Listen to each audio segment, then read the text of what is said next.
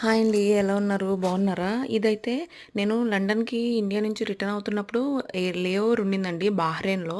So, అక్కడ airport అనమాట. నేను అలా కొన్ని ర్యాండమ్‌గా తీశాను వీడియోస్. ఫుల్‌గా అయితే తీయలేకపోయాను.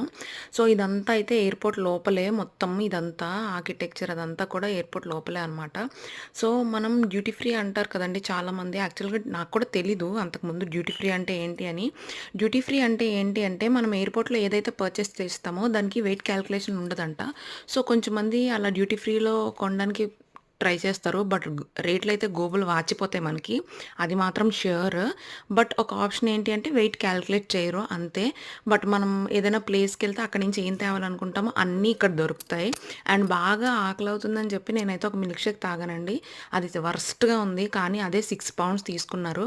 అండ్ ఇదైతే ఎయిర్‌పోర్ట్ ఒక ఫ్లైట్ అలా ఎళ్ళిపోతుంది. మనకైతే 3 అవర్స్ లే ఓవర్ ఉండింది బహ్రెయిన్‌లో.